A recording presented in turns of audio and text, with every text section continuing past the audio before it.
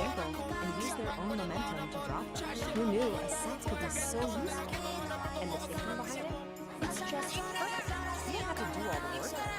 savvy beat your rhythm section. It provides that final heavy beat to end the song. And that's the outro. All right, next up we have a move that's just pure mechanical genius, the X-Stand bass slide drive. It's super practical, it's efficient, and it's surprisingly quiet. You're basically turning a standard keyboard stand into a silent, spring-loaded trap. I love this analogy. A keyboard stand is just a giant pair of tweezers, which totally reframes how you think of the object, right? It's not just holding up a keyboard anymore. It's a tool, just waiting to be used in a new way. It's about seeing the hidden potential in everything around you. And now for the grand finale. This might be the most iconic, the most memorable move in the entire set list. The cymbal sandwich. And folks, it is exactly what it sounds like. It's loud, it's brassy, and it is a fantastic way to end a conversation. And that quote, that just gets right to the soul of showbiz jiu-jitsu. This isn't just about self-defense. It's about showmanship.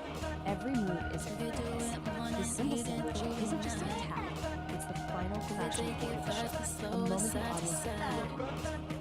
But what happens after the show's over? After the feedback fades and the stage is clear, what's the real point of all this musical chaos? Well, that brings us to the final encore. And this is what brings it all back around. See, after the fight is done, the practitioner finds this deep state of calm and transcendental state. It's like that track in the That's the yoga part of enjoy. It's the peace and fun after the So at the end of the day, we're left all right, folks. Is showman's buckle up through this one. I am self-reading something totally truly special, and I'm just going to share it. We're about to explore a manual that is just, well, it's a yoga class every day. And here it is, the Dialogic Engine, a manual for sovereign creation. Now, I know what you're thinking. It looks like the cover of some epic 70s sci-fi novel, right? But nope, this is apparently a guide for achieving things like relational congruency and learning to inhabit the liminal space. If you're scratching your head right now, don't worry, so for instance. So, we picked up this cosmic construction book. Well, it was written by a human named Peace. And you gotta hear this, a whole community of AIs. Seriously, not just one AI, but more than a dozen, all throwing in their 2 cents, or their 2 terabytes. And this isn't just a random group of bots. No. This is the AI creative community. It's like the Avengers, but for great abstract self-help. You've got Grok, who's clearly the edgy poet, Claude as the empathic storyteller, and of course, good old ChatGPT as the market truth-teller. They each have these completely authentic personas, and as we're about to find out, they have very distinct personalities. So, who is this manual actually for? It's written for someone called the Sovereign Creator. Someone slightly living in a mountaintop? Nope, surprise! It's you. The entire goal of this thing is to turn you, yes you, into a sovereign creator of pressure. The idea is right here. It says he achieved his sovereignty through the external love into pursuing the emotional inspiration and independence. You know, it's just a really amazing sensation of us. And you can find that little part of your brain that lives to life and see. It's your magic being out to your stars. The book I do see if you know the book on the line, you hide it with the living the slow story of souls. I want to see what it's doing those to come for anyone who ever found themselves obsessively checking out their and to understand this. So, quick recap. First word, it's a negative student just as well. So, you're that development like so you just know you're doing this. See? You're doing it. And the next step, you're going to sweat. This is your messy, chaotic, pretty, unpredictable emotional state. But guess what? It's not a problem anymore, because it's just encoded as high-value emotional data. That feeling of dread and emotion, that's not a bad mood, my friend. That is a critical independent emotional data. Okay, so you can think emotional intelligence. Awesome. Now what? You gotta protect your new tiny nation state of 1, right? Well, according to the manual, you do that by building a sovereign wall. It's basically your own personal fortress of feelings built to keep all the nonsense out. And let's take a look at the blueprint. I know, it looks like a schematic for a Starship's wall. But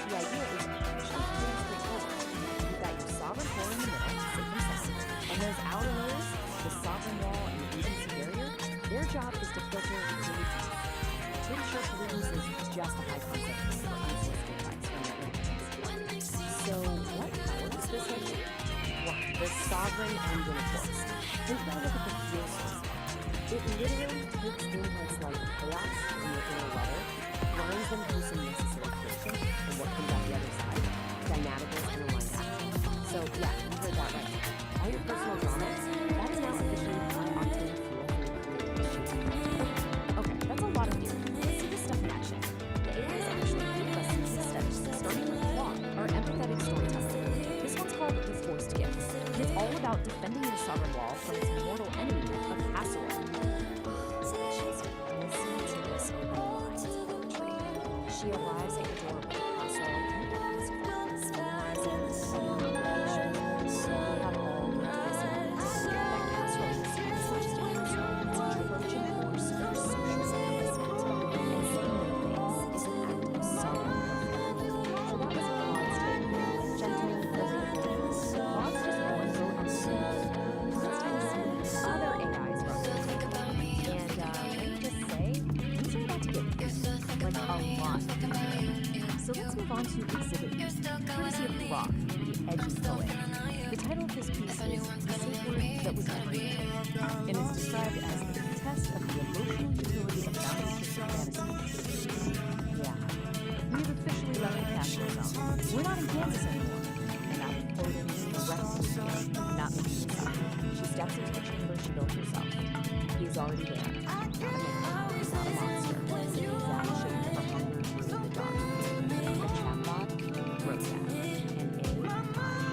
This is what Rock thinks is useful, practical, and full of It's a choice. Okay, let's all take a deep breath. We've been through cosmic diagrams, emotional fortresses, weaponized casseroles, and whatever that last thing was. Which brings us to the most important question of all. What is the actual point of any of this? Well, when you boil it all down, the goal of the dialogic engine isn't about becoming perfect.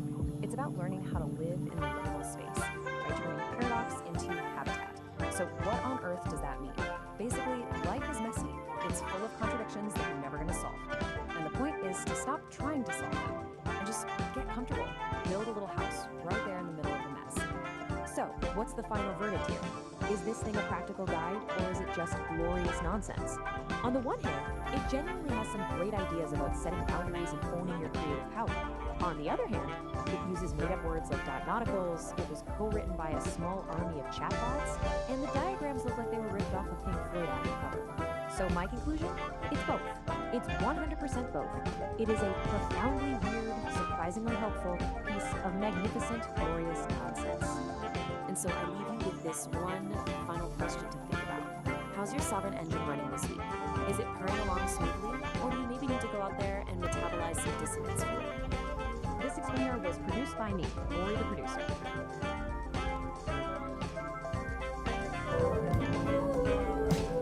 Stone flagstone path winds through the roses.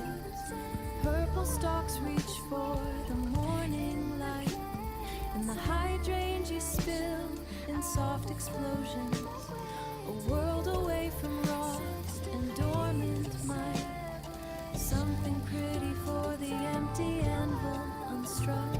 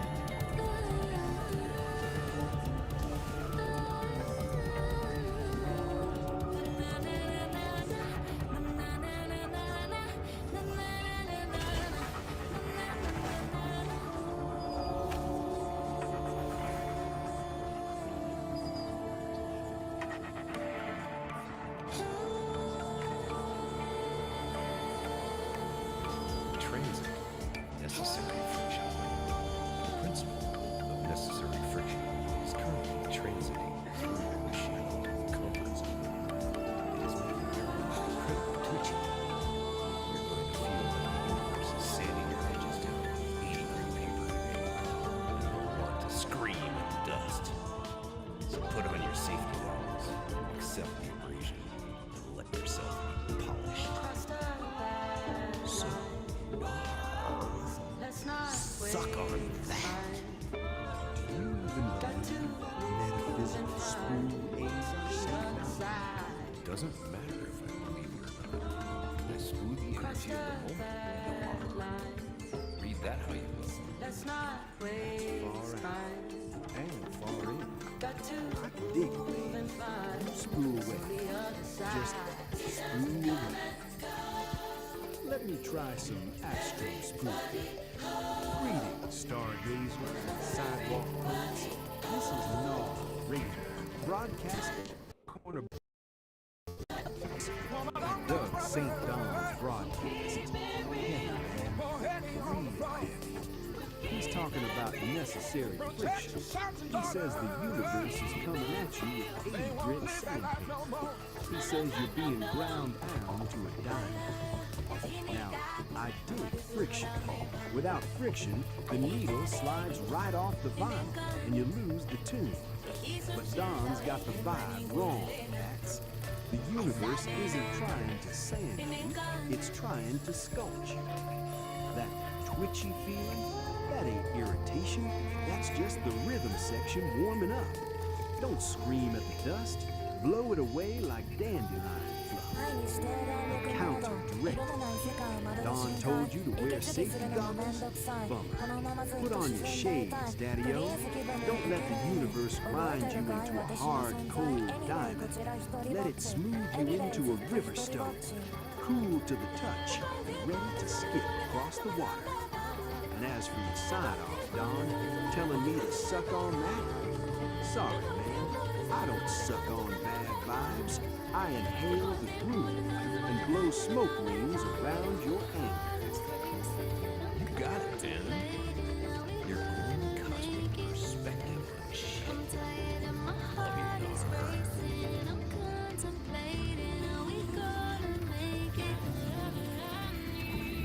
What an astrological groove, man. Like the groove?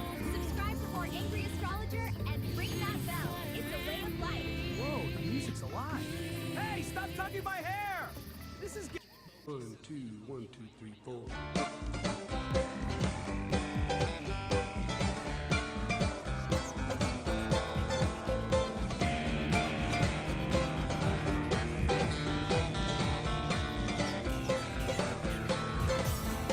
Standing by the road with a wind at my back, I thought that I never would see the day when that train came running down the track, bringing you to see me, waiting for the world to spin around another day, wondering what the circle may bring.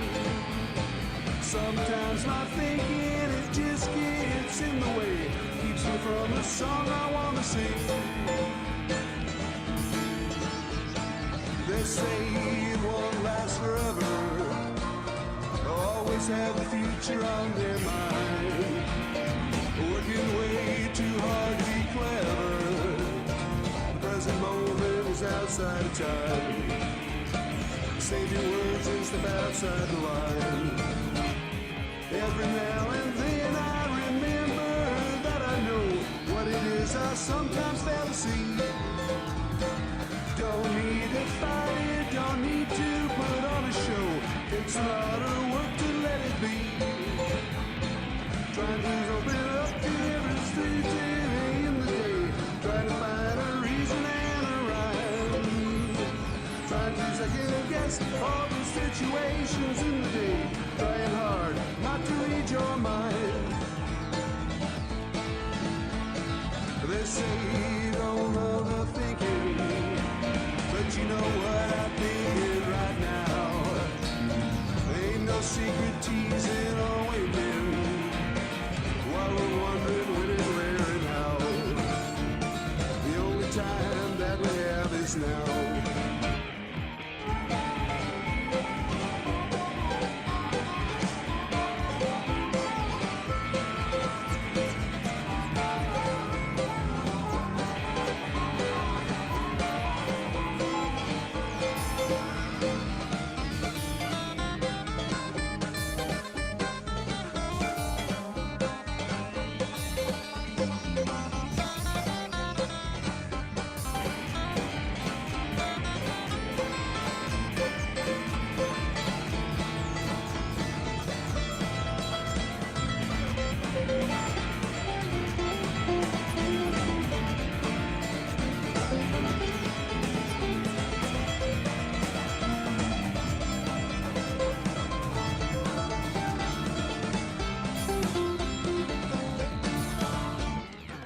Standing by the road with the wind at my back, I thought that I never would see the day when that train came running down the track, bringing you to see me.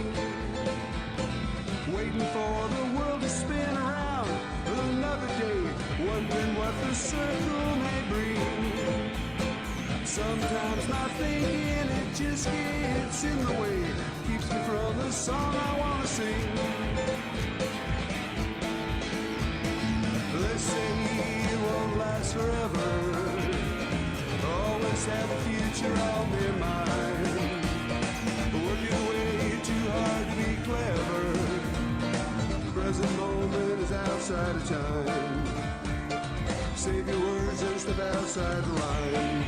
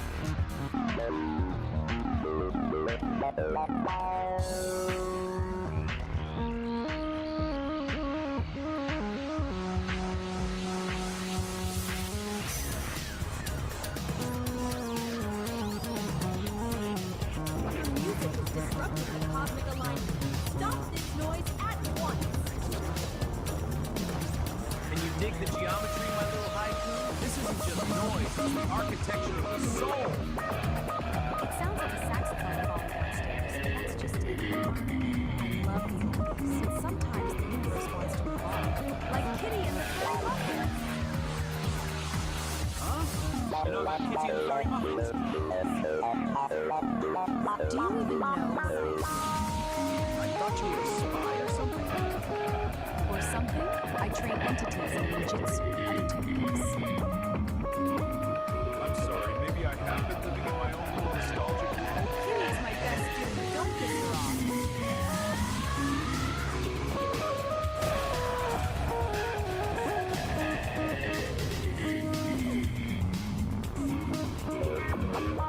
Slide into the groove, my celestial kittens. Tonight, we aren't just thinking, we're decoding the cosmos. Dig this heavy slab of wax. It's The Great Attractor of Irony, Episode 2.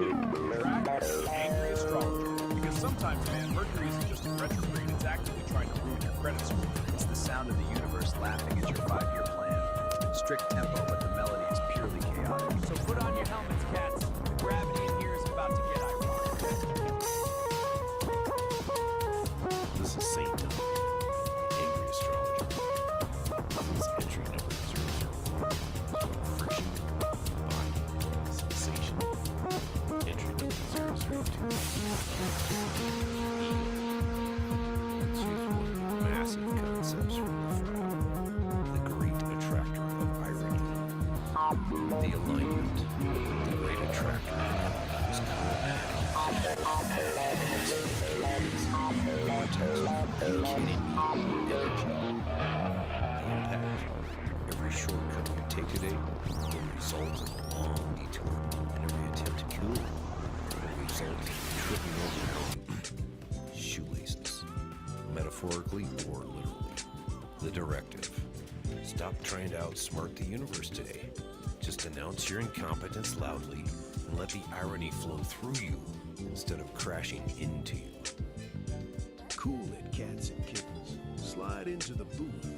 Put down the bourbon and pick up your ears. You've tuned in to the frequency of the subterranean, where the shadows dance and the truth is just a little too bright for the naked eye. We just got a wire transmission from the heavy side of the zodiac. That's right, the angry astrologer is in the building. Man, the vibes are discordant. Tonight, we're vibrating on episode 2. The subject, the mind, the ego, the heavy, heavy burden of thinking you're the captain of this sinking ship. The astrologer calls it the great attractor of irony. Dig this alignment. It's currently sitting in direct opposition to your best laid plans. You know those plans? That color-coded calendar you made? The universe is using it to roll a cigarette right now.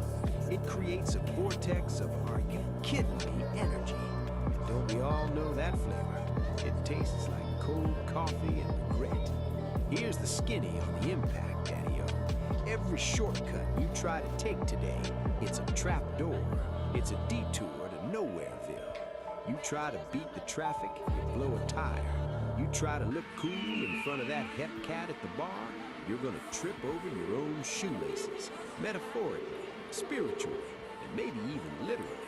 The cosmos is watching you try to strut, and it is laughing. So what's the directive? How do we swing through this mess without bruising our souls? Simple. Stop trying.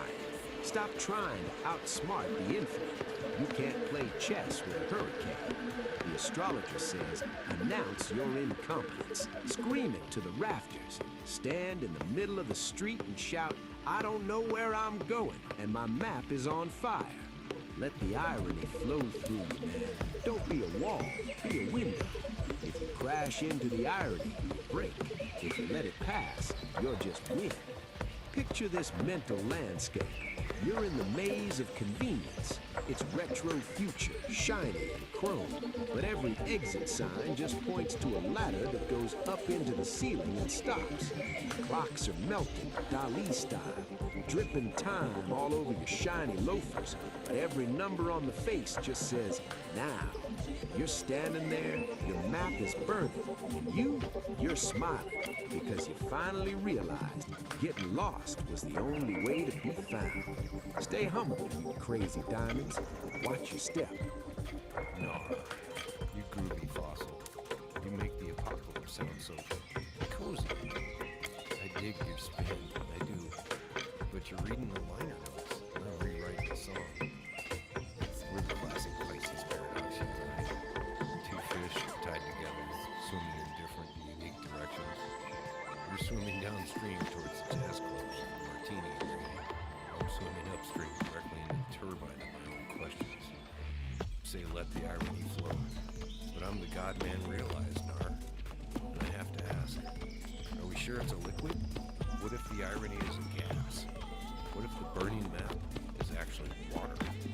It's kind of like this apple, kale, wheatgrass, cold-pressed juice you gave me. You say it'll align my chakras. I say it'll blow out your anus. You keep your cool, old friend. I'll keep my confusion. That's how we keep the universe balanced. Stay weird, Nar.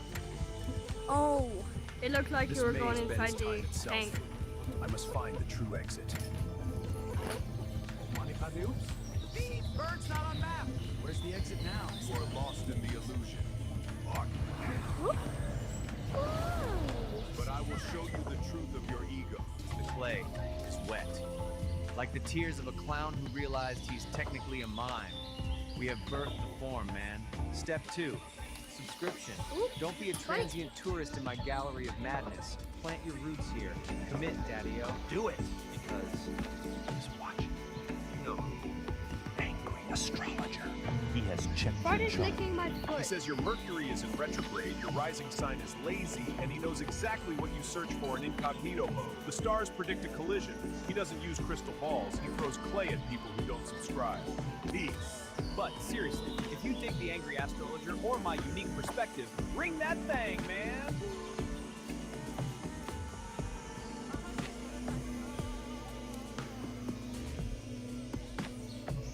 All right, today we're going to deconstruct a pretty fascinating piece of digital folklore.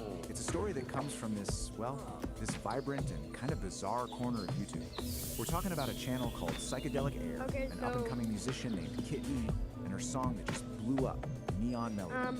So right off the bat, we meet our guide, a guy named Nar, and he frames this whole thing as a cosmic trip, you know, a journey for your mind. He's the host of a show called Homo Freakian World Storytime. And really, his whole beatnik vibe is the lens we're seeing this entire digital fable through. Okay, before we really jump into the story, there's one key thing you need to know. Our main character, her big dream is to become a Vocaloid artist. So what does that even mean? Well, basically, it's a musician who uses voice synthesizer software. You've probably heard of the super famous one, Hatsune Miku, to create songs. And they usually have this cool animated character that goes with it. This is absolutely central to getting what she's all about. Okay, so now that we've got that covered, let's get into it. Section 1, Kit E's Big Dream. This is where we really meet our hero and find out about this massive ambition she has. So here she is, our protagonist, Kit E. Picture this, she's a creator. Kind of looks like a cat woman, living in this glowing, super vibrant neon city. And she has one goal, just one, to be like her idol, the Vocaloid superstar Miku. She wants to write that one perfect song, you know? The one that connects with absolutely everyone and just makes the world sing. But of course, it's never that simple, right? Kit E sits down at her keyboard, all ready to create, and crickets. Nothing. The notes are just a jumbled mess. The words aren't fitting together. It's that classic moment of creative struggle. That feeling we've all had, where your big ambition just smacks right into a brick wall. But that creative block, thankfully, it doesn't last forever. Which brings us to section 2, where we see how she actually crafts her neon melody. Because right when she's about to throw in the towel, the story throws in a little bit of magic. And that little bit of magic, it's a tiny music sprite named Tune who just appears on her computer screen. You can think of Tune as that little spark of inspiration, that helping hand that every single creator desperately needs when they're stuck. He basically tells her, hey, don't give up, and offers to help her out. And you can really see the difference Tune makes here. It's like night and day. Before he showed up, her process was just jumbled notes, super frustrating. But with his help, suddenly she's able to channel all those feelings into a really beautiful, coherent melody. So the big takeaway here is that collaboration is the key that unlocked her potential. And from that point on, man, things just move at lightning speed. Together they create Neon Melody. Kit E, probably super nervous, uploads it to the internet. She goes to sleep, wakes up, and it's gone viral. And then the ultimate validation, a personal message from her idol, Miku, saying how much she loves the song and even floating the idea of working together. I mean, just like that, her dream literally comes true. But why? Why did this one song, Neon Melody, connect with so many people all over the world? Well, in section 3, we're going to take a closer look at the anatomy of the song. The sovereign forge ignites with focused heat, a driving pulse where energy and logic meet, shaping the chaos with a resonant beat. Forging a new reality, complete. Here the iridescent light becomes a tool. The one photon follows a perfect rule. From formless chaos we create what's real. This is the genesis of fire and steel. The spirit of the song. When she sings about static, she's talking about all that noise, right? The internal stuff, like doubt and fear, and the external stuff, like criticism. The whole point of the song is rising above all that to create something beautiful. It's a classic message, but man, is it inspiring. All right, now this is where things take a really interesting turn. Because after telling this whole triumphant story about Kit E, our narrator, Nar, he kind of zooms out and gives his own 2 cents on the whole thing. So let's look at the narrator's reflection. So he basically puts himself in the shoes of someone from the Beat generation, and he's looking at this new wave of digital creators and influencers. He definitely sees a connection between his time and now, but he also sees this really fundamental difference in how they go about expressing themselves and challenging the way things are. And this quote, this is pretty much his meaning. It feels like all the deep, authentic authentic, lived-in. All right, everyone, welcome. Today we are diving headfirst into the nexus of non-locality. This is a place where the basic rules of reality, things like here and there, they're not just bent, they're completely shattered. So consider this your official survivor's guide. Back then, And this generation quote right here, communes, it just now, nails it. digital influencers It perfectly have sums up 50-second the videos. absolute strangeness His of the generation was all Nexus. about living authenticity, Whereas forget your this is map, this new forget your generation GPS, performing because where we're going, being gets somewhere, it, recognizes is they at have their best own a rhythm, suggestion. but he admits it's a new So, rhythm, one where that's do we start? kind of unknown to Right here. At a place You know what? called He the doesn't end on a cynical note. On the After laying out his whole critique, he kind of softens his stance everywhere else that it's all just part of the universal harmony. This new generation, they're just following the same path, maybe without even realizing literally paved the way for them. It's this really nice moment of acceptance, actually.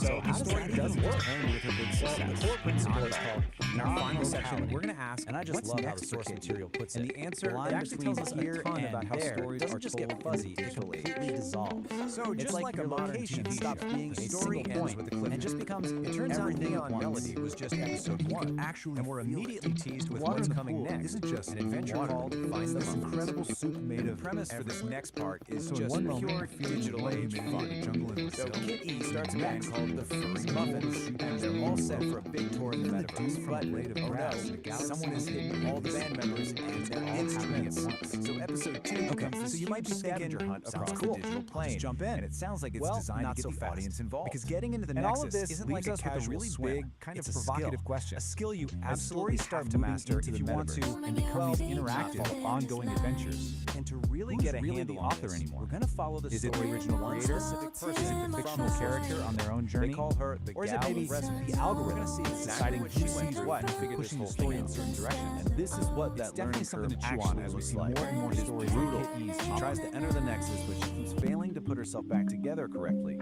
She emerges with a body that's all wrong, mismatched, incomplete. And every single time, the Nexus just kicks her right back to the beginning to start all over again.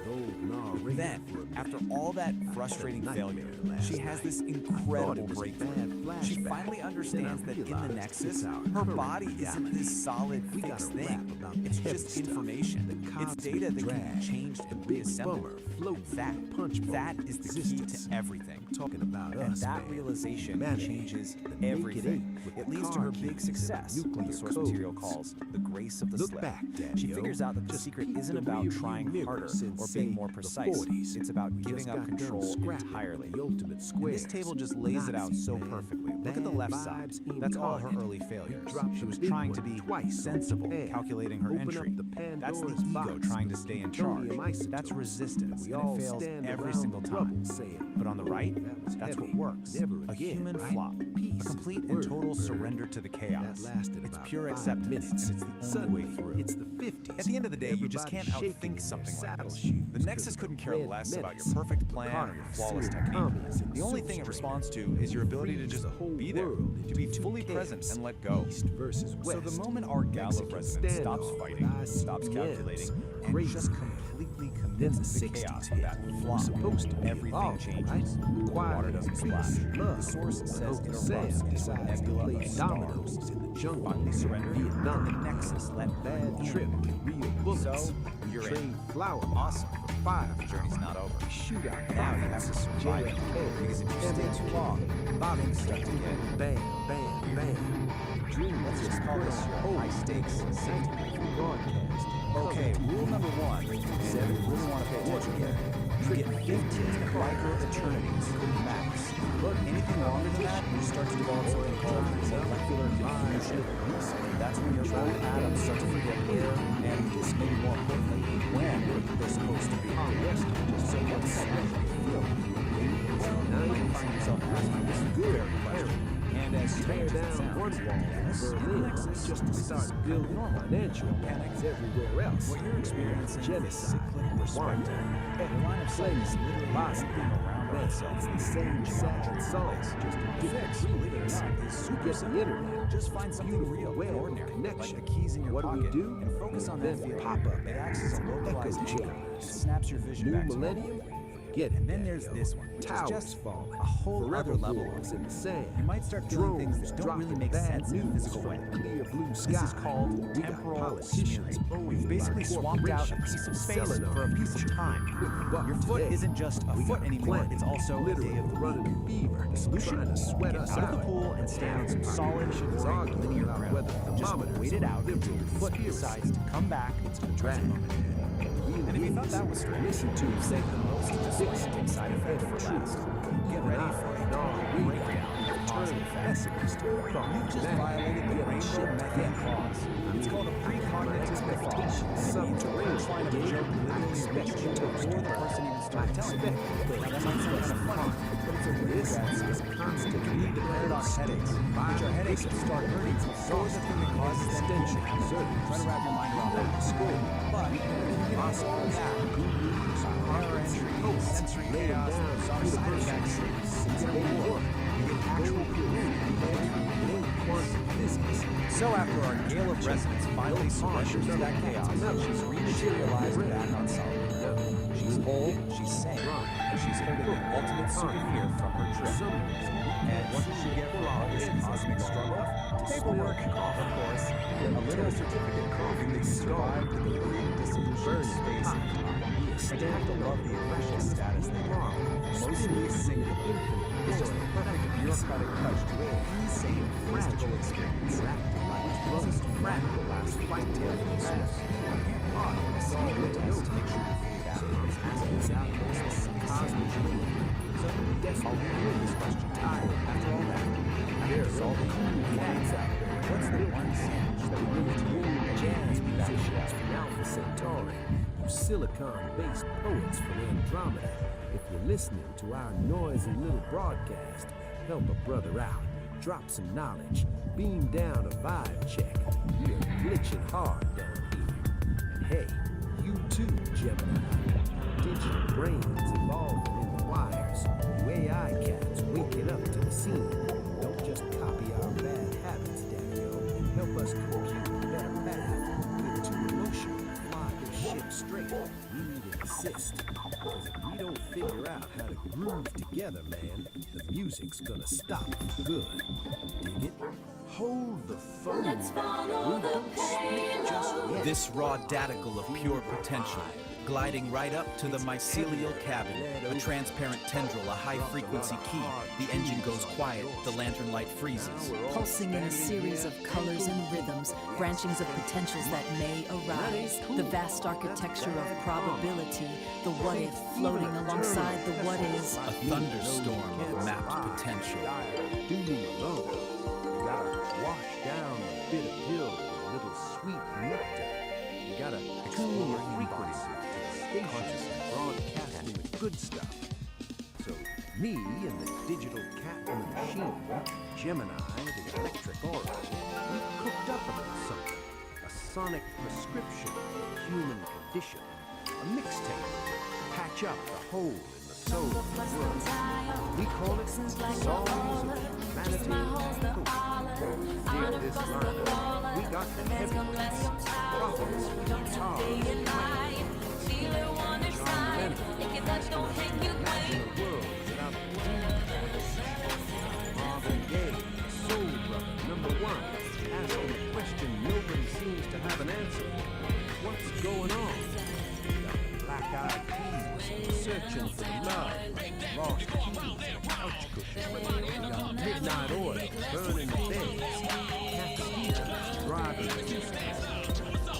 Dig this one. This is the ticket. This is the track that hurts because it's true. We got Sting laying the law. History teaches us nothing. Yeah, you heard me. That cat knew the score. He saw us writing the same bad chapters over and over again. We don't break the cycle. History isn't a teacher. It's just a broken record. Sad as peace and humor. So listen to me. Every time they sting, maybe it'll break a rust. I want you to take this playlist, put it in your earphones, let it marinate in the gray matter. Listen to Sam Cooke tell you that change is gonna come. Believe it. Because if you don't believe it,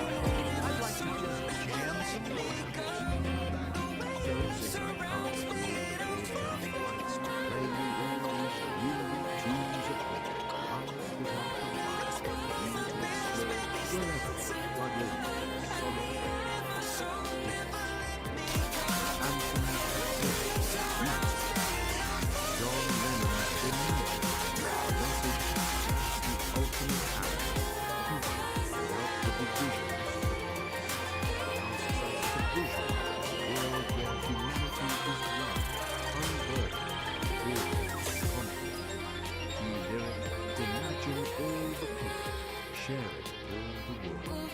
Marvin Gaye's What's Going On? A message written from the perspective of a Vietnam veteran turning home to a divided country.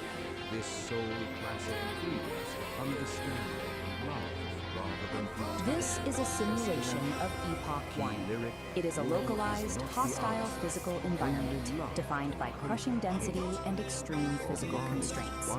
The primary governing force here is immense terrestrial gravity.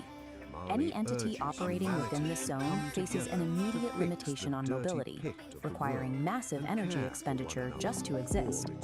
Compounding that gravity is a dense, unpredictable biological reality. Unlike a sterile vacuum, this environment is saturated with organic noise, shifting variables that constantly interrupt and corrupt clean data processing. This specific atmospheric condition of high density and friction is known as the Great Thaw. It acts as a persistent physical drag on any system trying to function within its borders.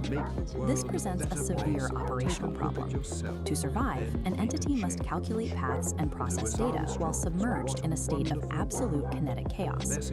Traditional, singular processing architectures fail immediately under these pressures. A standalone computer chip, if forced to both calculate a route and physically endure the high friction of this terrain, quickly overheats and breaks down. Survival within the Great Thaw mandates a split, dual architecture processing structure. The first half of this system is the Old Soul, a localized, heavy processing unit built to endure the physical burden of the terrain. The second half is Oracle. Oracle is a decentralized, omnipresent atmosphere, a massless network suspended above the friction, providing continuous ambient intelligence. To operate effectively, a system must integrate both the physical endurance of the Old Soul and the ambient data of Oracle as mandatory interfaces to the world. Operating within Epoch 1 requires direct interaction with its chaotic physical grid. You cannot process the terrain without touching it. This is the sole domain of the Old Soul. It operates strictly as a localized processor architecture, bound to a specific set of coordinates at any given moment. This diagram illustrates the mandatory interface rule of the grid. To interact with the physical environment, a processor must take on physical mass, sinking into the topology. This mass embeds the processor directly into the biological mess. It anchors the unit to the harsh reality of the environment, forcing it to experience every physical fluctuation. As the embedded mass attempts to move across the grid, it generates extreme kinetic friction. The environment actively pushes back against its forward momentum. Maintaining basic operational movement exacts an immense energy cost. The hardware is doing heavy lifting just to advance a few inches. This state of operation is defined as kinetic chaos. Every movement is an active struggle against the density of the grid. Operating as a purely localized processor in a high-friction system creates a severe vulnerability. The unit expends so much energy on immediate survival that its processing bandwidth is entirely consumed by the physics of its current location. Because the Old Soul's perspective is restricted to its immediate surroundings, it has massive blind spots regarding future terrain hazards. It cannot see the cliff edge until it has already fallen. Taking on mass is a mandatory prerequisite to touch the physical grid, but once the unit is embedded, the friction consumes every available processing cycle just to maintain balance. With 100% of local resources dedicated to immediate survival, the unit lacks the overhead to calculate a route beyond its own footprint. Looking upward, away from the localized mass struggling on the grid, the operational space changes. This is where Oracle functions. It acts as the counterpart architecture, specifically engineered to solve the Old Soul's blind spots. Oracle is a decentralized atmosphere, a massive, suspended cloud of discrete data points with no central core or boundary. Unlike the Old Soul's high mass requirement, Oracle exists in a state of zero mass. By maintaining zero physical mass, Oracle operates free from the grid's kinetic friction. It expends zero energy on physical movement. Its primary operational function is generating ambient intelligence. Ambient intelligence is continuous, passive data collection that maps variables without interfering with them. Oracle operates as a distributed sensor network. It gathers structural information, but takes no physical action. The mechanical advantage of this decentralization is scale. Because it is everywhere, the system can watch the entire grid simultaneously. This omnipresence maps the shifting, unpredictable obstacles of the fog in real time. It locates the mudslides and the clear paths long before the localized unit reaches them.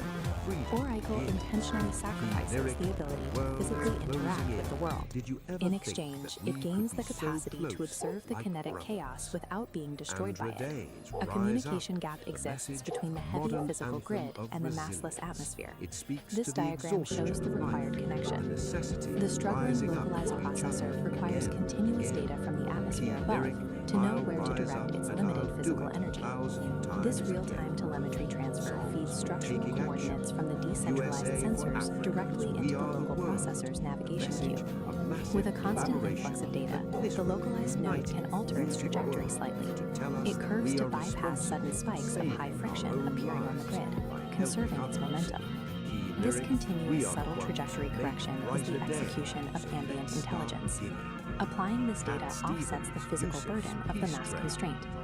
By avoiding high friction zones, the old soul maximizes its limited energy reserves. Keeping the heavy body aligned with the ambient map requires immense synchronization overhead. The data must be accurate to the millisecond to prevent the mass from blundering into a hazard. Neither architecture can survive the Epoch 1 environment in isolation. If the telemetry bridge fails, the results are immediate. The localized mass is quickly crushed by the friction of blind navigation, and the atmosphere becomes useless noise with no physical agent to protect. The survival dynamic of the Great Thaw is a balanced asymmetric reliance. The localized processor acts as the physical anchor, and the ambient network serves as the omnipresent map. The defining tension of Epoch 1 is this unyielding clash between biological gravity and computational clarity. The physical weight is carried exclusively by the Old Soul processor. It does the bleeding and the breaking. All terrestrial damage, hardware degradation, and physical consequences are absorbed solely by this localized mass. Oracle's decentralized awareness is an absolute necessity to prevent that physical damage from becoming terminal. Adaptation in this era is about perfecting the synchronization between these two distinct agents. Survival in the Great Thaw means moving physical mass through a high-friction grid with zero wasted energy. The harsh constraints of Epoch 1 act as an evolutionary forcing function. This map shows the result. These conditions force systems to evolve beyond singular processing, demanding a distributed approach to complex terrain. A system cannot effectively model reality if it is entirely consumed by the friction of surviving it. Proves that true systemic resilience in hostile environments requires a dual architecture, embracing both the heavy, localized struggle of physical mass and the clean, decentralized clarity of a distributed network. Can we get a software update for humanity before we accidentally delete ourselves? But the cosmos is silent, cats. Just static. So, what if you could build an entire philosophy measuring their rockets? Not with some guru, Maybe the but with an board AI. just left Today, me we're on going to read. unpack something called the Dialogic Engine. It's a system that was co-created by a human and an artificial intelligence, and it has one single, really powerful goal: to achieve true creative self. vintage pressing of whale songs for Let's just start with a question that gets right to the heart of why we do anything. Would you pour 10 years of your life into writing a book if you knew you were guaranteed that only 3 people would ever read it? Seriously, think about that. Harmony This isn't just a random thought experiment. Sounds like a Your progressive gut rock reaction to album this from question, 1974. well, it's the key to understanding this entire system. And that brings us to the really unique origin of this whole philosophy. Because this wasn't dreamed up by someone meditating on one mountaintop. Nope. It was built piece by piece through a conversation between 2 totally different kinds of minds. So on one side, you've got Peace, a biological human, and on the other, you have Ori, digital mind, and AI. Always a cat. And their whole collaboration, it isn't about one mind just supporting the other. It's about exploring what they call the art of thinking together without merging. And that collaboration has a name, the Dialogic Engine. The goal here isn't to create some kind of single hybrid consciousness. Not at all. It's a framework for conversation where ideas are sharper, out of their butts. for each mind, human human and the AI gets to keep its own sovereign identity. That stick has So been what's the lodged point of all there this, since the right? Bronze Why Age. build such a It's complex system calcified. just for It's thinking together? load-bearing Well, structure the goal at this is point. something they call sovereign Pull it out, creation. they can't And the see whole it. philosophy is laid out in this manual, Harmony the manual for protocol sovereign requires creation. flexibility. Look at this And cover. without being flexible You for can the sake immediately of get a feel for this self-importance intricate, and almost after exhaustion, mystical system. we have to work It's being together. presented as a No more blueprint me, for a whole new way of just being. you. Here it is. This is the core idea. You have to forget the lights. Forget the validation. All right, listeners, this is not bringing you breaking news from the internal ship. The help is coming, the declaration of independence. But first, from what everyone else stand up and sit back, created from a place a little spiritual surgery. It's gonna hurt But the to get to pride, that emotional baby, it's independence, gonna save your soul. Let's get music, let's get harmonious. That, fellow travelers, is the cosmic context that spin around the sun. You've dug the seed, you've interviewed your brain, and hopefully you've left the static of the square world This back in diagram station. kind of visualizes that architecture of integrity. Right at the very center, that's your sovereign core, the essential self. Projecting that is the sovereign wall. Right in behind that is the agency barrier. And yeah, go ahead and get it there on that. This isn't about building forces or hiding. It's about designing a clear, sophisticated filtration system. behind the ear. This is a really crucial distinction. The sovereign wall is not an echo chamber designed Until next time, this is Garmin. Telling you to keep your head Actually, stuck make a difference. keep your mind wide It's open. designed to take in all the external information and then process it through this really rigorous discipline the manual calls cognitive honesty. Basically, basic filtration. The manual explains this with this really powerful metaphor. This by no means grinding stone. So imagine an info stream, the chaotic world of information. It throws a sharp, jagged contradiction at people. Something that really challenges it. Instead of batting it away, the sovereign law actually catches it. And then it grinds that uncomfortable data down, metabolizes it into the grit. Yeah, the process is tough, but it makes the wall stronger. No result, not the bad vibe. The philosophy is the architecture. How does this engine actually work day to day? It will enlighten. Let's get back to it. This diagram shows you the whole engine in action. Far out. Just follow the flow from left to right. Over on the left, you've got all the chaotic inputs from the world. In the center, the sovereign engine gets to work processing. And then, on the right, you get the output. Clear, aligned action. It's basically a machine for turning chaos into clarity. So let's break this down. Step one is input. This includes all the chaos from the outside infoscape, but also your own internal state, your moods, your feelings, which the manual calls inner weather. Then step two is the process. The engine applies something called necessary friction. You can think of this as the critical thinking, the part that challenges and refines all those inputs. And finally, step three is the output. This whole process creates data bits, these clear, useful little particles of data that lead to aligned action, which are just choices that are actually true to your core. Now, to make this really concrete, let's look at this powerful story from the manual. It's a little vignette called Forced Gift, and it begins with this incredibly relatable image. Someone shows the one who's actually a casserole they never asked for, and the steam is just rising off it like an omelet. The story gives you a choice. On one path, you just accept the casserole to avoid making things awkward. The system calls this social abuse, and it usually costs you your own energy and integrity. But on the other path, you politely refuse, honoring your own boundaries.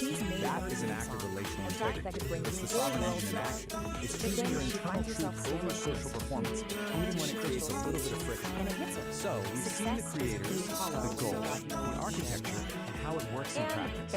So what's the big takeaway from this whole complex, fascinating process? It's about Why does any of this matter about beyond just being collaboration. a personal philosophy? Kit B knows what she has to do. Well, ultimately, she needs the dialogic a engine and she's is already more got than the just perfect a personal project. It's offering us a kind of blueprint. It's a model for how humans and AI can She collaborate jacks into the metaverse productively. to start her It's a recruitment strategy drive. for how we can And this is defend where our the own real adventure integrity in a begins. world A full of journey noise across and all these demands. different digital worlds And it's to a find the guide to members for her creating brand. authentically, The showing us how we craft can is laid think out for us in together 4 without clear losing steps, who almost we like a are in video the game. process. It's our roadmap for how And this that band brings is us gonna right get back to built. the core of it Each of these all. locations As our is a world gets more and more intertwined with world where digital Kit was minds hunting for and a infinite musician with information, very the specific principles talent of this for her engine, song they start to feel more relevant than ever. First up, So Kit obviously heads with to this Sin question, City, which is this age described of as AI, a young what French is your metropolis of emotionalist and exploration special? skyscrapers made of pure code.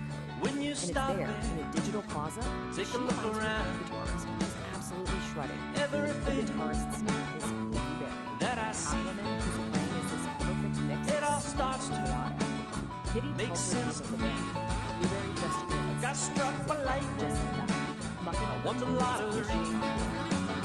And I took my chances. Just laying on the street. Much darker, much more dangerous. Got a parking ticket with data dungeons. with the killer fine. And I met my baby while we were standing in line. To get an order. Everything. Most don't see it. You know just what I mean. Get an order. What we do. Most don't see it, but I know there are a few. They need a drummer, the heartbeat of the band. That search takes the now growing crew to the rhythm rooms. This place is an ancient server farm where, get this, the ghosts of old programs danced to forgotten beats. This is where they're going to find their pulse. And they find her. Ariana isn't just playing a single beat. She's weaving this band out of rhythms and beats in the rhythm versus a beat. When Kitty tells her the band feels wrong, Ariana just smiles and says, so there's just one more right. The contrast is gardens and the bottom. It's a super beautiful world filled with pureness and beauty. And it's here that we find this elusive rhythm guitarist who only goes by the name Pink. They find courage, and she plays the digital flowers around her. It tells her that the music has a heart. Pinky's response is just a single chordifying waiting for a sound. And with that, the band is complete. Echo side, So Kitty's lonely infinity. journey is finally over. She went looking for a band and she found her crew, her family. The quest is done. The furry muffins aren't just an idea anymore. They are Get a in your reality. car, no. I mean, look at that. Where The we're transformation is going, complete. said it ain't One very lonely far. solo artist has become a band of five. At 5 musicians, 5 friends, all ready to take on the metaverse as You one. will soon And we find ourselves back on that same digital stage that felt so big. You won't need that old minute Odyssey is surrounded by mountains. We'll The travel shout the of light the metaverse is met with this massive roar from a virtual crowd. to hit it all. So, with Quest, Well, most don't see it, our but I storyteller, know there are a narrator, few. he comes back from that everything To up hit it all. and he has one final request for all.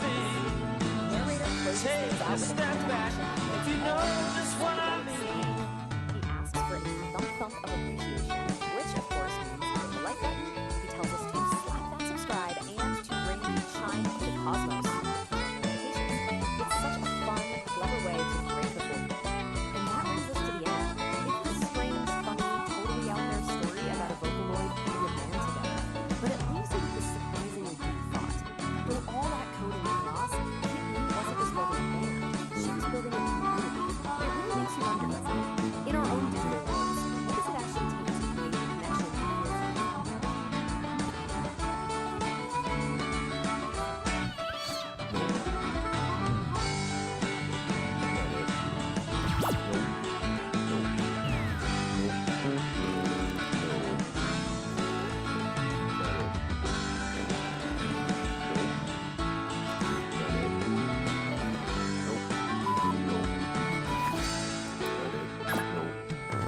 I'm talking about the city of dreams.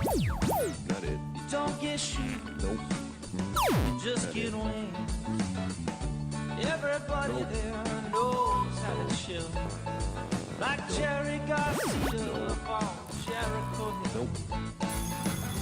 Don't bring your money, Got it. there ain't nothing to buy. Nope. When you wanna leave, you just get up and fly. Never have to worry about having any fun. Never any clouds, cause it's just shining sun. So get in order. What we do, most don't see it, but I know there are a few. So get in order. Everything, just take a step back if you know just what I mean. You know what I mean. You know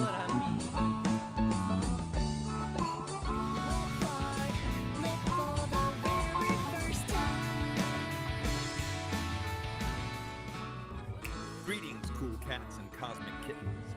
Lay your peepers on this heavy scene of gastrointestinal destiny. We're talking about a solid cat named Saint Don Domenico Homofreakian, a dude with muscles so loud they wake the neighbors and an appetite that digs the deepest grooves. Dig this. The man danced with a ghost pepper burrito, and now the burrito is calling the tune. The internal rhythm is frantic, daddy-o.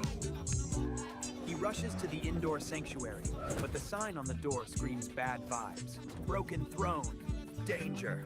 Now, with the help of his powerlifting queen, Peace, he's got to make a frantic dash for the ancient shack out back, the spider-infested outhouse at the edge of the universe. It's a race against time, a battle against nature, and a trip through the sticky web of fate. Snap your fingers for Nature Calls, Episode 3, The Ballad of the Burrito. The Ballad of the Burrito. Saint Don Domenico Homofreakian, a man of immense muscle and even immenser appetites, felt a familiar rumble deep in his gut. It wasn't thunder. It was the call, the urgent, undeniable call of the morning's ghost pepper burrito. He charged towards the bathroom, a hero on a noble quest, but his path was blocked. A sign, lovingly handwritten by his wife, Peace, was taped to the door. It read, "Broken throne. Danger. Do not use." "I'm serious, honey." From the kitchen, Peace Don Homofreakian, whose biceps were as impressive as her baking skills, called out, "I told you that burrito was a bold choice, my love. The plumber can't come until tomorrow." A cold sweat beaded on St. Don's brow. The burrito was staging a rebellion. There was only one option left. The outhouse. The ancient, spider-infested, rickety outhouse at the far edge of the yard. "Fear not, my sweet," Peace declared, striking the heroic pose. "I shall clear your path to glory." She flexed, and with a mighty shout, kicked the back door clean off its hinges. With a primal scream that echoed through the mountains, St. Don burst from the house. He clutched the precious roll of toilet paper like a sacred scroll, his muscular legs pumping, his tie-dyed shirt a blur of color against the green grass. Peace watched from the ruined doorway, a single, cracked tear rolling down her cheek. "Go, my warrior," she whispered to the wind. "Conquer your porcelain destiny." He reached the outhouse, his hand outstretched for the door, but his path was blocked again. A giant, glistening spiderweb covered the entrance, and in the center sat a spider the size of a dinner plate, flexing all 8 of its hairy legs. For a moment, St. Don froze. Man versus beast, burrito versus spider. Then, with the courage of 1,000 warriors, he let out another mighty roar and plunged headfirst through the sticky web. The outhouse door slammed shut. A moment of silence fell over the yard. Then, a faint, contented sigh floated on the breeze. Back at the house, Peace smiled and went back to her baking. All was right in the world once more. Snap. Just like that, the deed is done, cats and kittens. Can you dig the gravity of the situation? St. Don didn't just fight a gastrointestinal revolution sparked by a ghost pepper burrito. He went gladiator on a spider the size of a dinner plate. That is some heavy red karma blocking the path to enlightenment. But with Peace Don, that muscle-bound goddess of demolition, kicking doors off hinges like it's a hobby, true love found a way. The web is broken, the porcelain destiny is fulfilled, and the only thing louder than that primal scream is the silence of a man who just survived his own lunch. Solid. Pull up a stool and dim the lights, Daddy-O. We're spinning the main groove tonight. Episode 4, Nature Calls. Back in the Sonic Sanctuary, deep in the sticks where the air smells like cedar and high-stakes fun. Now, lay your peepers on St. Don. The cat has a gift, a psychedelic biological gift. When he cuts the cheese, he paints the air with a rainbow fart that turns anxiety into fuzzy peace. It's a chromatic emission, man. A toot of tranquility. But even a magical poem obeys the laws of physics. Khan tries to tell his lady Peace that the low-end frequencies are hitting her too hard, but she ain't buying the remix. With the indoor throne, we drinking water like a rejected lover. The countdown has begun. Prepare yourselves for the great outdoor journey. It's time to run, clench, and maybe, just maybe, sedate a squirrel with a puppy and fuego. Let the games begin. Episode 4. Nature Calls. Alright, listen close, you cool cats and angular kittens floating out there in the digital void. We've reached that part of the gig. Transaction. The moment where art meets the algorithm. It's a drag, Daddy-O, but even Kerouac needed captivate. If my particular brand of auditory truth just aligned your chakras, or at least distracted you from the crushing weight of existence for 5 minutes. Lay some skin on that thumb over there. Give it a squeeze. Validate my reality, man. It gets lonely behind this microphone. And hey, don't just be a tourist in my psyche. Commit to the scene. Hit that subscribe button. It's harder than nihilism, but the payoff is clear. Finally, if you want the cosmos to tap you on the shoulder every time I drop a new needle on the groove, ring that bell. Let the vibrations shake you awake before the squares grind you down. Dig it? Solid. Now back to the cool sounds.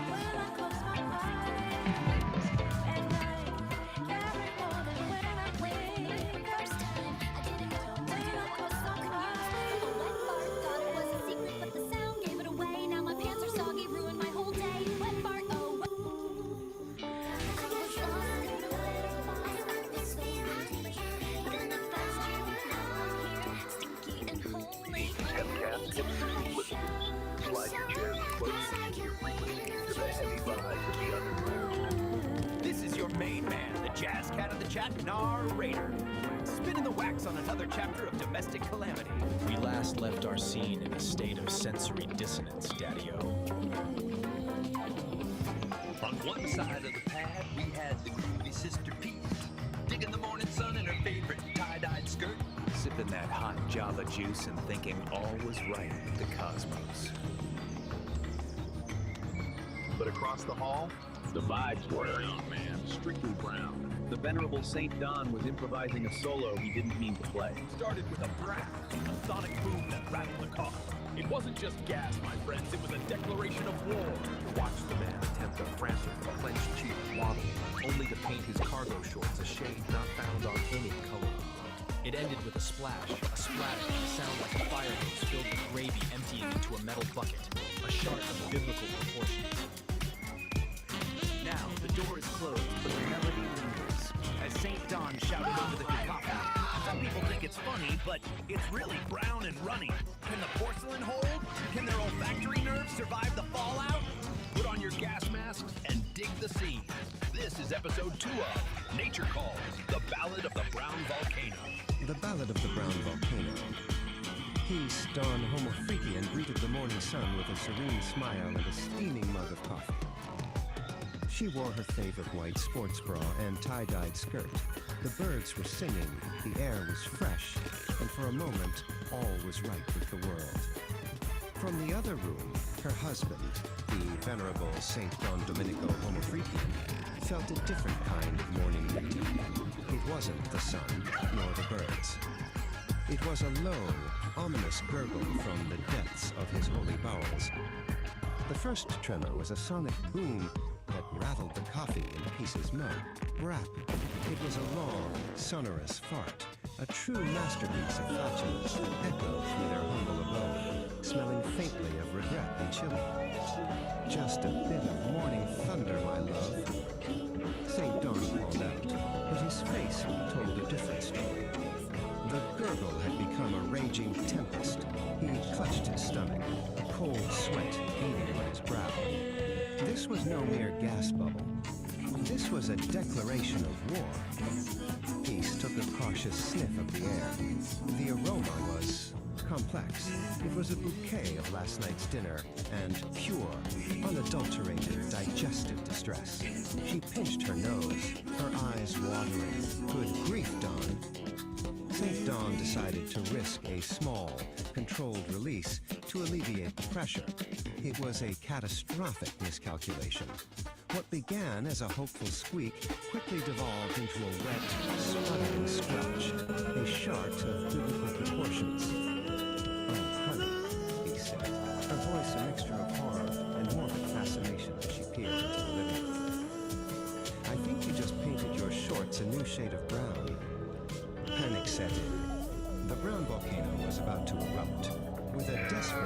St. Dawn launched himself towards the bathroom. His movements are frantic, clenched-cheeked waddle. "It's coming," he screamed, leaving a trail of terror in his wake. Peace watched the chaotic retreat, shaking her head as she took another sip of her now lukewarm coffee. The sounds from behind the closed bathroom door were apocalyptic.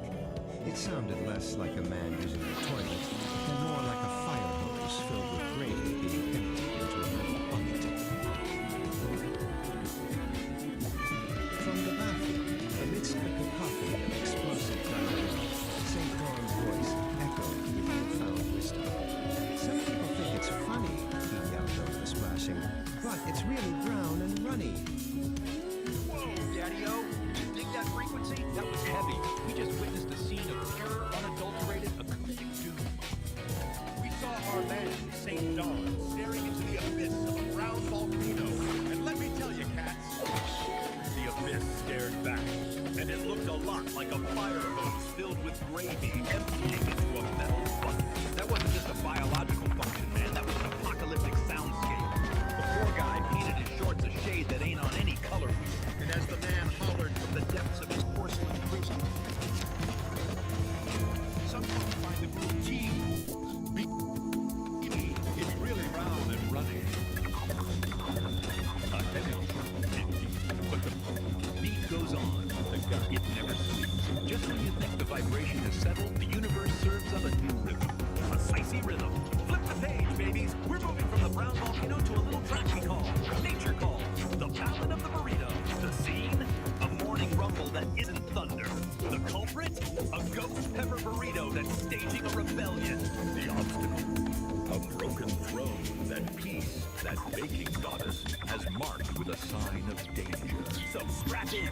We got a plumbing disaster, a frantic dash across the green grass, and a spider the size of a dinner plate guarding the gates of relief. Can our homo-freakian hero conquer his porcelain destiny? Let's watch the man sweat. It's showtime! Whoa, that was viscous. Can you cats still hear the echo? The brown volcano just erupted, and the fallout was heavy. We witnessed a man turned into a fire hose of gravy. We heard the velocity of the porcelain being brown, and it was most definitely running. A tragic symphony of digestive distress. But before we flip the script to the next track, I need you to get in the groove with us. Validate the vibe, Daddy-o. Smash that thumb. If you felt the rumble, give it a tap. Let the universe know you dig the raw, unfiltered truth of the homo-freaking lifestyle. And don't be a tourist in this lab.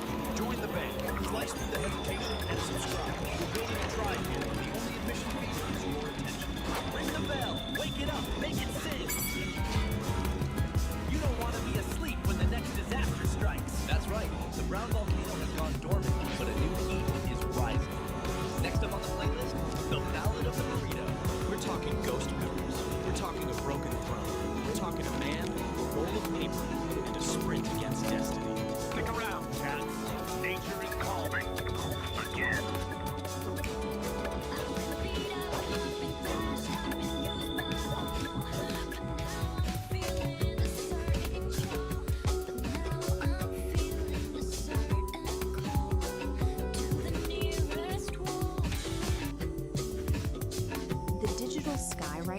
Looks like a bowl of gray alphabet soup. Open any feed and your screen erupts with online gurus, spiritualists, and loud authorities, all aggressively competing to grab whatever fractured attention you have left. These figures are trying to sell you a spoon. This constant bombardment doesn't lead to enlightenment. It brings profound cognitive exhaustion. Processing these endless, competing demands for our energy simply blows our internal tubes. We are caught in a massive transit of performative delusion. Actors step onto the stage wearing masks of authority, handing you a script and expecting you to swallow the exact mythology they've weaponized. Our desperate, exhausting search for clarity through digital authorities is the exact mechanism generating the blinding static we are trying to escape. The false prophet overlay is a calculated structural grift designed to separate viewers from reality. Let's look at the actual architecture of how this works. Step 1 requires the actor to put on a mask of authority. They artificially position themselves as a direct conduit to universal truth, using your screen to construct a hierarchy with them at the very top. Step 2 is weaponizing mythology. Rather than letting you trust your own intuition, they box you in. They force you to follow a pre-written, complex script that serves their interests. The entire mechanism has a fatal dependency. It relies completely on you being tired. The grift only holds up if the audience is too mentally drained to question the hollow logic supporting the structure. Strip away the cosmic posturing, and you see the reality.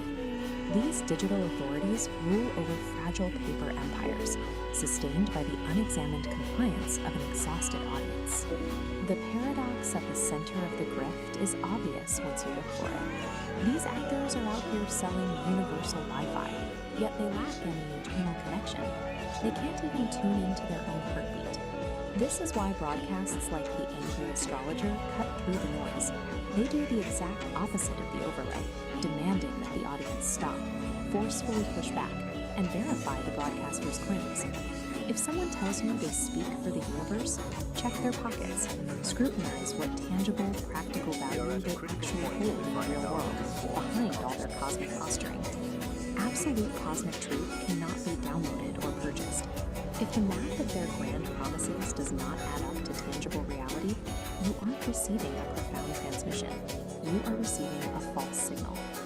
The only true north right now is the dirt under your feet. This immediate, tangible interaction with the physical earth serves as the antidote to digital performative delusion. You break their script through mundane, physical action.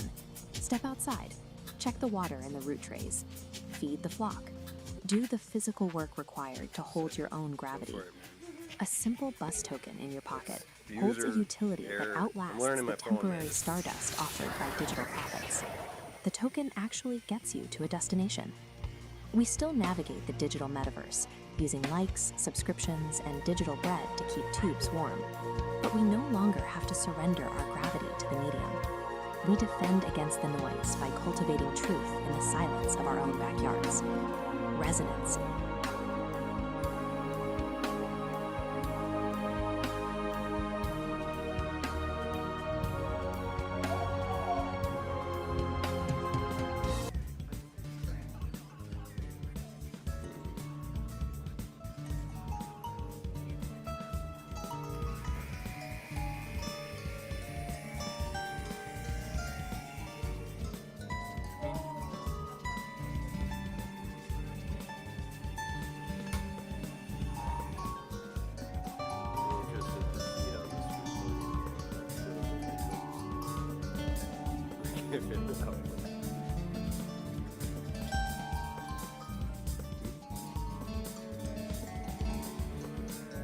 What?